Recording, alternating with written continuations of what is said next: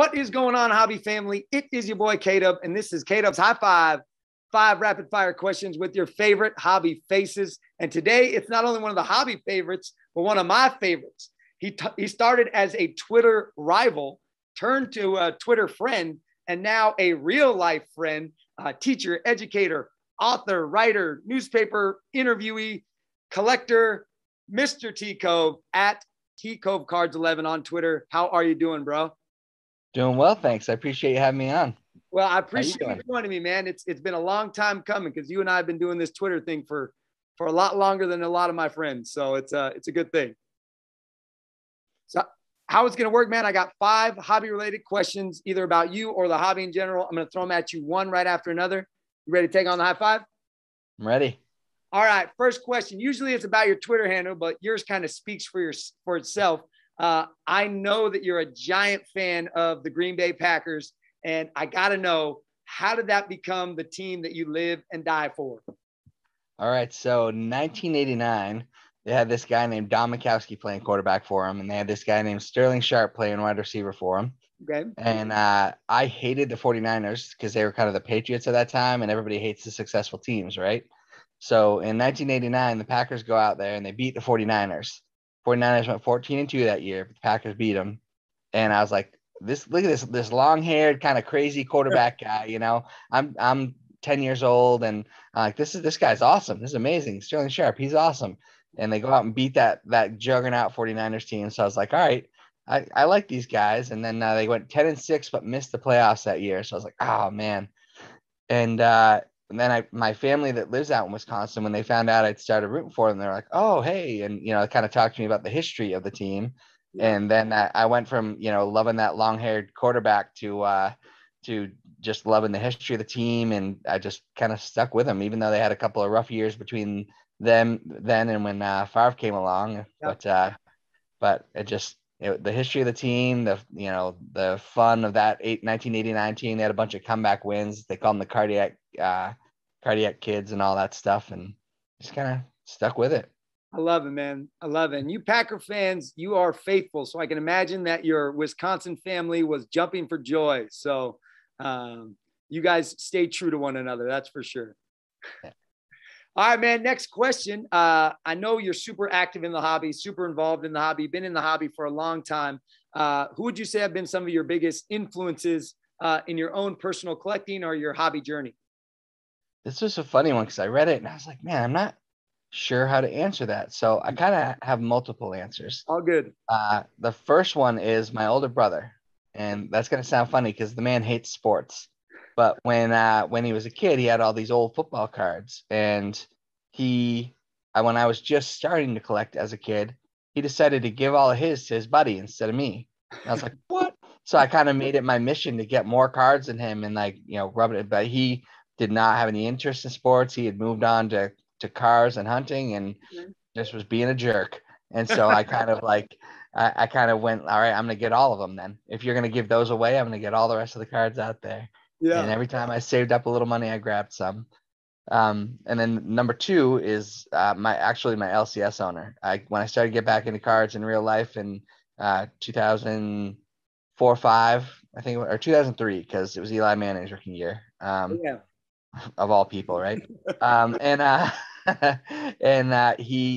got close with him, and he helped me through some actual hard time. Like when I was doing I had to do a full year internship to finish my master's to teach. So I was trying to piece together whatever jobs I could around that.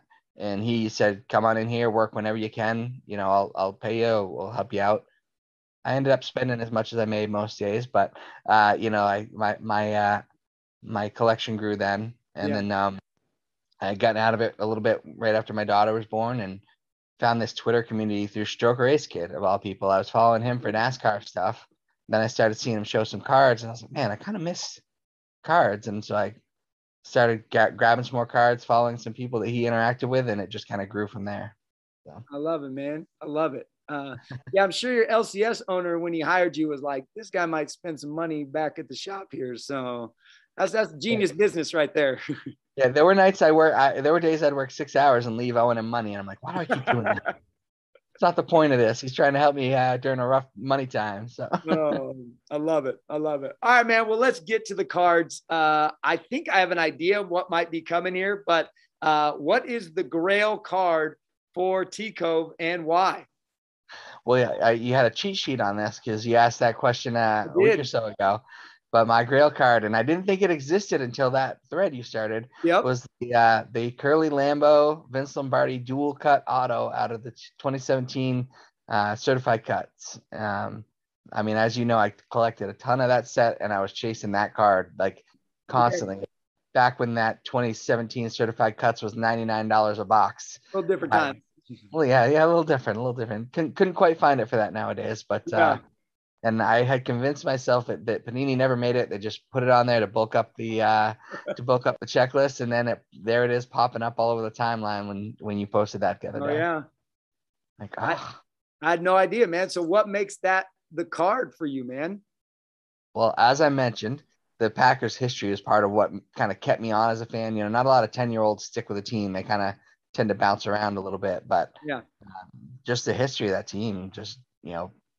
sucked me in. And those two are two of the pillars in the history of that, the Green Bay Packers. And, it's not like they're signing anything right now.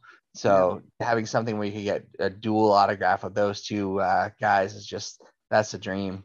Absolutely. So. Absolutely. All right, man, let's get to the products. I mean, you kind of mentioned one already. All the money in the world now. We're not just talking $100. We're talking $1,000 in your hand. You can buy any box you want. What product are you ripping and why? I'm predictable, aren't I? 2017 certified cuts. As you know, I've got every RPA from that set except that Mahomes fella. Yeah. Wouldn't mind adding that one. Probably not going to do it though. So, and it's funny. I kind of have stalled out on it. I've got a lot of the other rookie autographs. They're mostly small name guys. I could probably put most of it together. TJ Watt, I think, is the only other big name rookie autograph I'm missing, and I still don't have a bunch of the base rookies or the base veteran or the base legends, which are all numbered to 399. So I kind of set it aside a little bit, and I think I got to get back to it. I think I got to stop chasing these new sets and get back to finishing some of the old ones, and that's one that I'd definitely love to finish at some point. I love it, man. Cuts was a great product. When I think about it, it's one of the first packs that I opened was a certified Cuts pack. So those were the days, man. Those were the days. All right, man. Last question. I know you're super active in the Twitter hobby community. It's played a big role in your life. You and I talk a lot about the good of the hobby and the positivity in the hobby. Would you just share, how the hobby has positively impacted your life, personally, collecting wise? Just what are some positive things that the hobby's done for you? You try to keep these under 10 minutes, right? It's all good, man. Just so much. I mean, I'm not a real social person in my day-to-day life. And I talk to people, but I don't do a whole lot outside the house. I'm a homebody. And just finding this community and forging these friendships with people all over the place has been amazing. And my only Brett Favre autograph, my only Aaron Rodgers autograph, both were gifted to me by people in this community. When I was sick, you know this. I think most folks know this. I had cancer in 2018, and so many people pulled together for me. There's too many to shout out, but Deafness did a ton for me. Eric did a ton for me.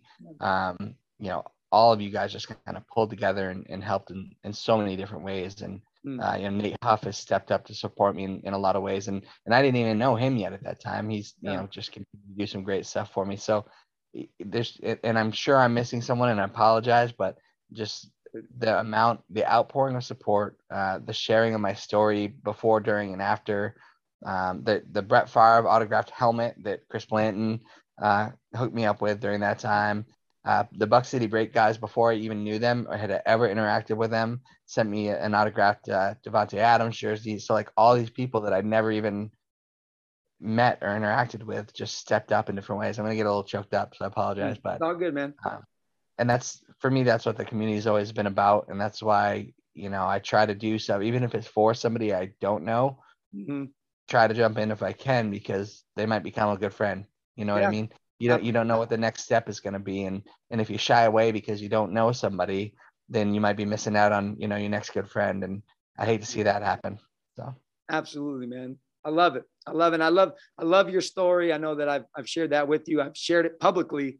How cool it was to see when you rung that bell going out of the hospital, man. That was huge. And even Devontae showed you some love on that one. So that's what's up right there. Yeah, that was wild. And then getting to meet him a few months later. Absolutely. All right, man. I got one bonus question. Things just kind of stir in my brain here. You and I are both teachers.